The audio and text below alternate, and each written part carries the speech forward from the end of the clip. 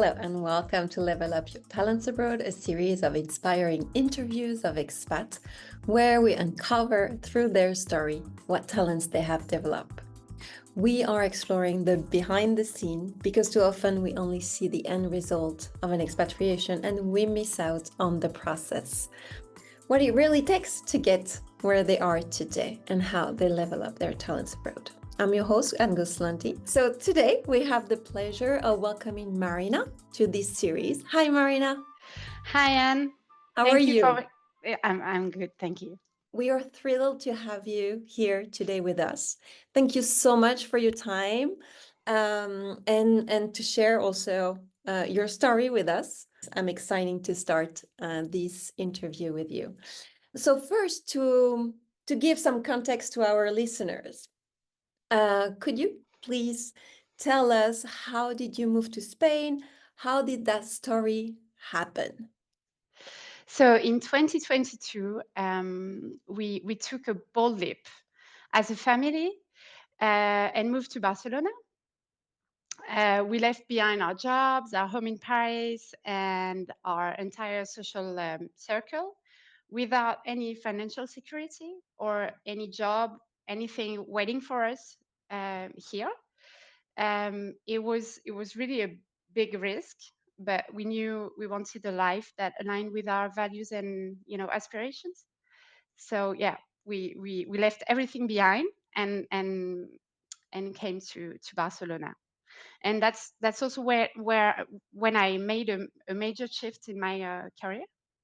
Mhm. Um, as after years as an international sales leader, I decided to combine my two biggest passions, business and people, and became a business coach. Today, I help entrepreneurs, executives, and leaders create meaningful impact and build success that feels both ambitious and fulfilling. You decided as a family to say, okay, let's go to Barcelona. I mean, it's not like moving by yourself when you're a student and you just have your own self to take care of. You have here the whole family. So definitely as a mother, you have a more stressful situation here, right? And Definitely. so the question is, what was the thinking process you had with your partner to make the decision? Because I'm sure there's many people listening to us that they are thinking, oh my God, I have the family and everything. I would never do that jump with no job secured. So can you tell us more about that?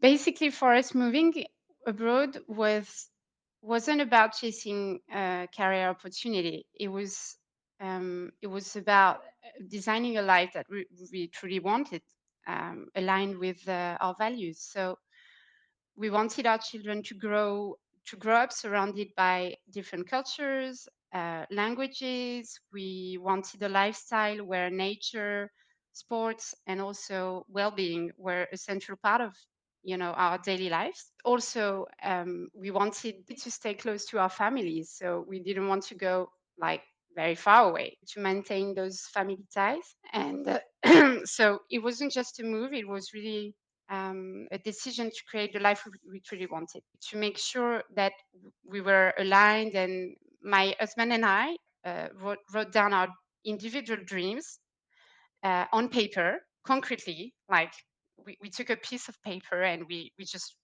wrote the dreams individually. And then we brought everything together, reflected on what truly mattered for us, and removed any external pressures, limiting beliefs, everything that might held us back.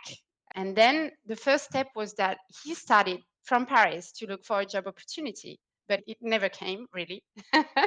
So as we trusted we would make it at some point, then we took action because you only live once. So, you know, yeah, then it's just a question of just just just go and you'll see what happened. You have to believe, Yeah, you right? have to believe, you have to trust yourself. Believe and Yeah. to make it happen. So I imagine you land into the country, the four of you. how did you start this new life? Like, how did it look like? Can you paint the first week for us, for example?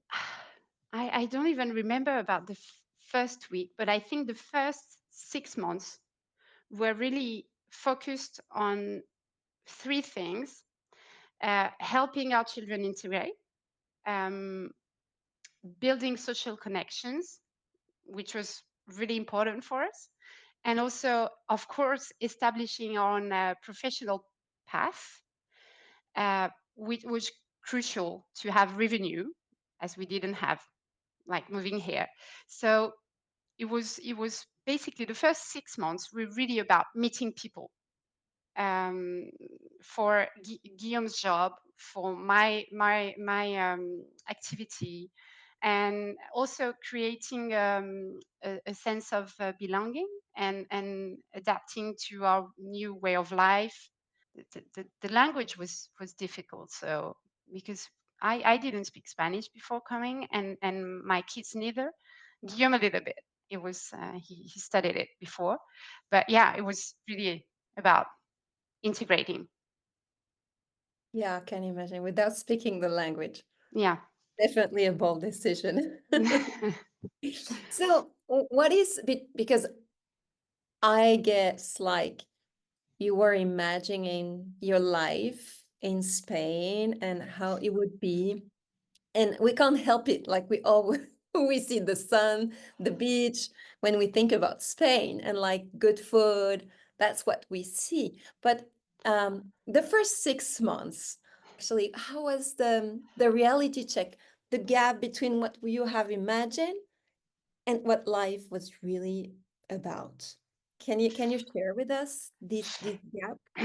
To be honest, the first 6 months were incredible. We were like, it was the dream, but it was also because we decided to come like this without nothing, and so we had time in our head where we could settle, and this was 6 months, and then the reality come back, and so we really thought we would settle in quickly, but the reality came back after that, and I can say now that 2.5 years in, we are only now starting to feel truly grounded, because the biggest challenge for us was the constant waves of change.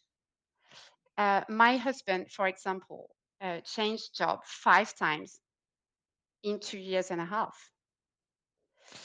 Um, our children also went through their own ups and downs. I was building my own business from scratch while navigating all these transitions. So, you know, I think it was real challenge, and for on a long term period, because 2.5 years is not only 6 months, and had we faced the same challenges in France, it would have been easier because we had familiar systems, safety nets, established networks also to help us, But abroad, I think really everything required more effort, more resilience, more adaptability. Moving abroad isn't just logistical; it's a deep mindset shift. So the key isn't avoiding challenges; it's learning how to navigate them with clarity and confidence. No, that's true. And what you say about the 6 months, that's what we always think. Like it's going to be 6 months, that's it. But actually, this is where time shouldn't feel a constraint, but time is a resources.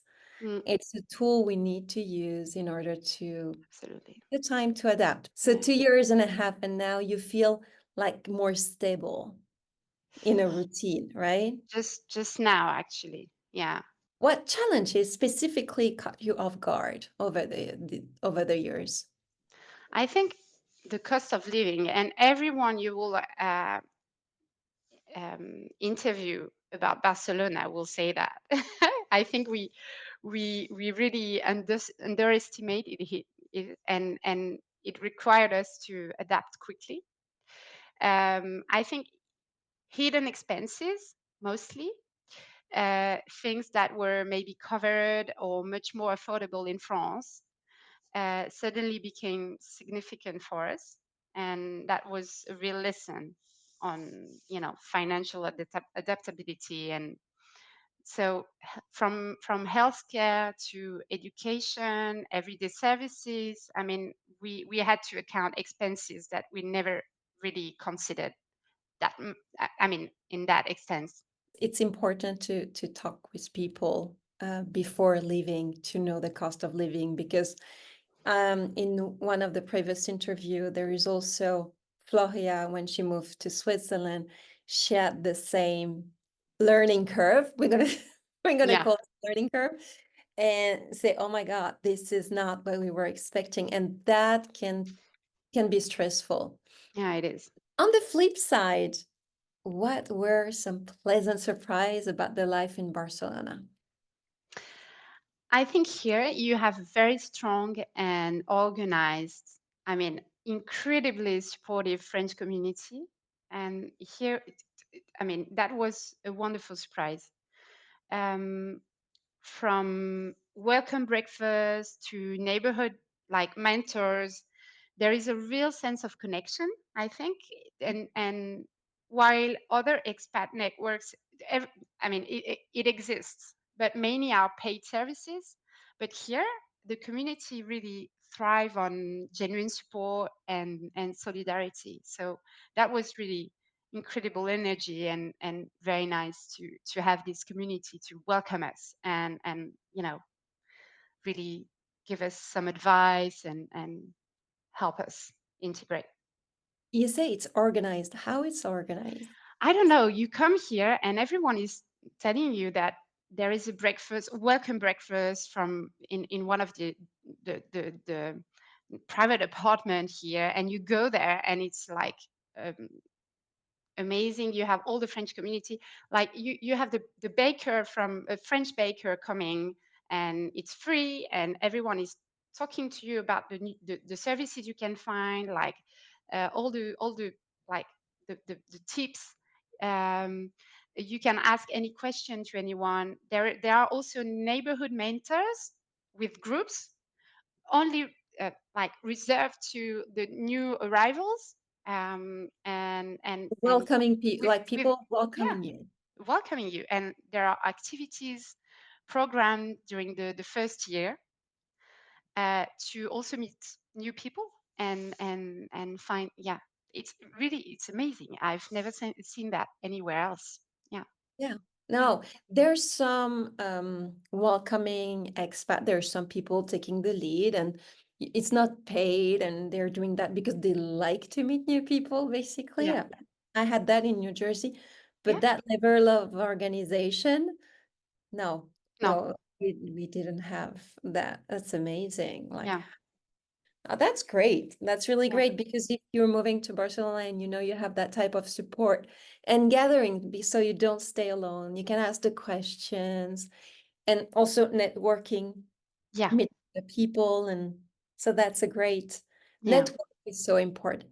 And Network is so important. also, what about Neoma, the alumni? Yeah, I decided to take it on, you know. So we are doing about 3 to 4 meetings a year, and it was also very nice to gather everyone around and to have a sense of community in that sense too. Yeah. So you welcoming the Yeah. alumni Yeah. to Yeah. Barcelona. Yeah, with Um, Cecilia. Yeah. yeah, with you have some Yeah. Cecilia. Yeah, a friend from Neoma who is helping me organizing all the events and welcoming Very everyone. beautiful. Yeah. Um, so now let's talk about that cultural differences.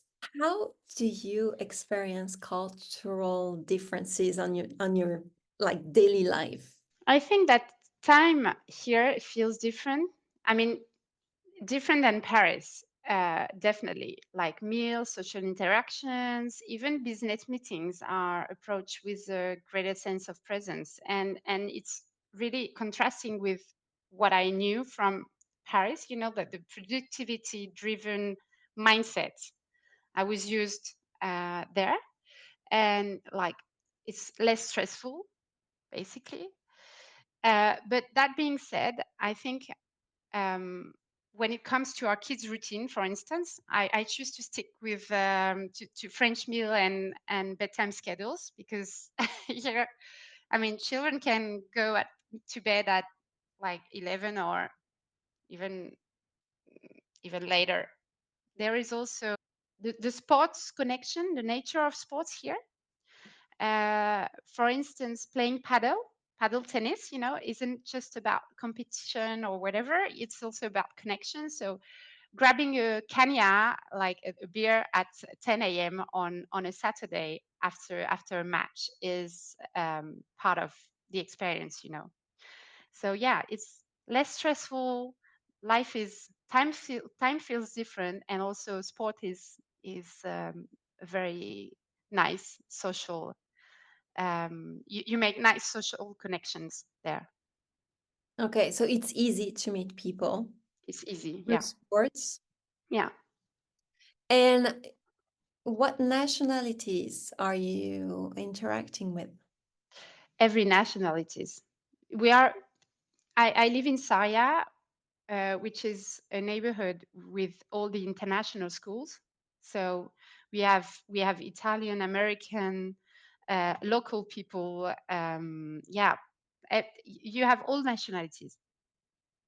Looking back on this experience, on this big life choice you have made, Yeah, is there anything you would have done differently?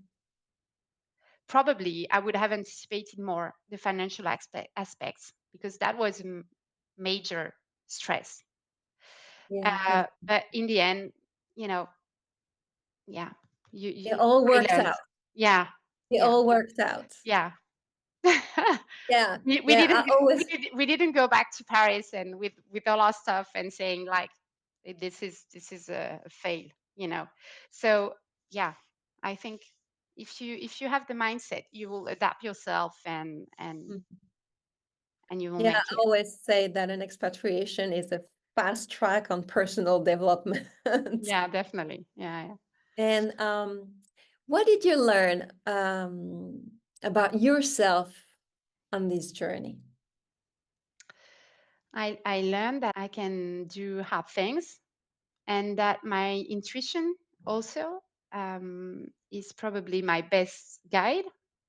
Deep inside, we knew that was our choice and that we needed to, be resilient and believe in it, and that we will make it.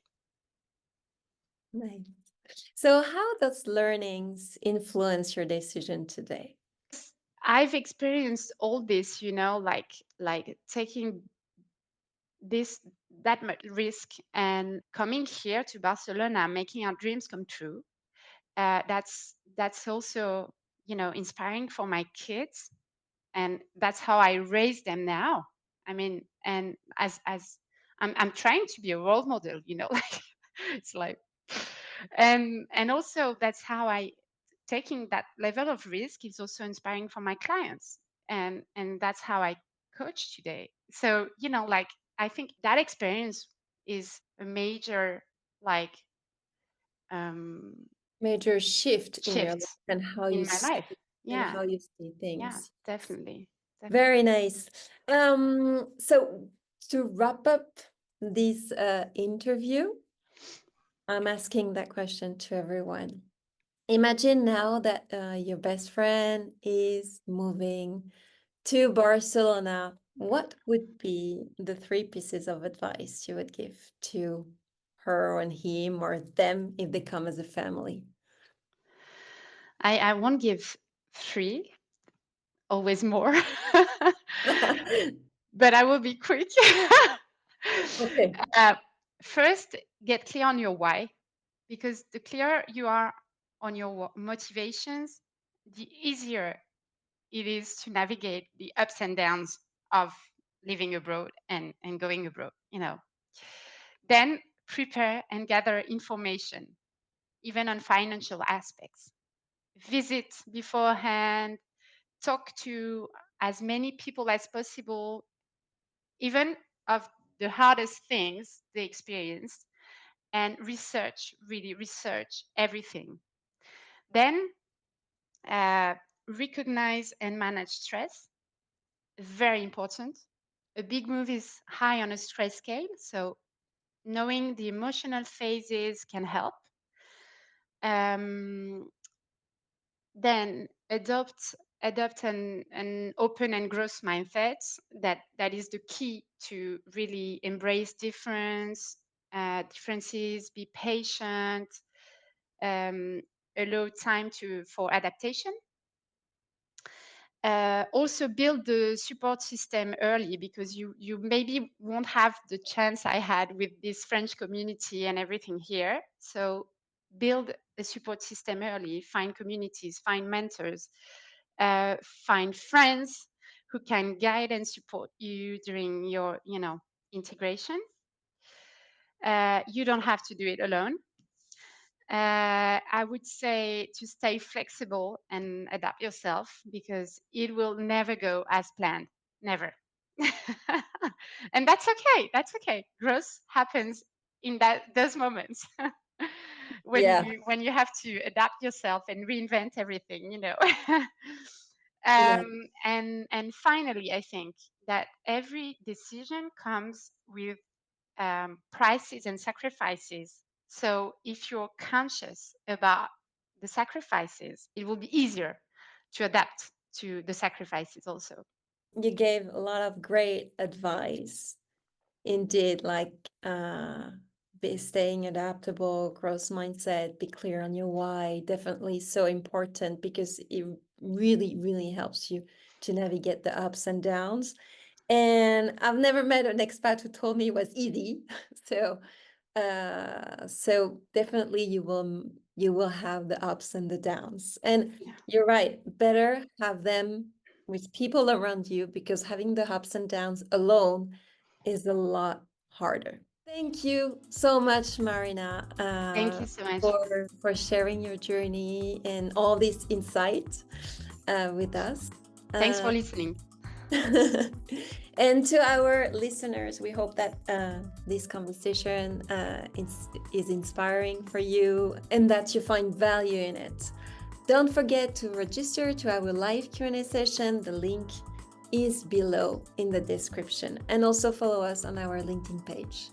All the links are in the description. Thank you, Marina, and I Thank wish you you. a great day. Thank you. Bye. Bye.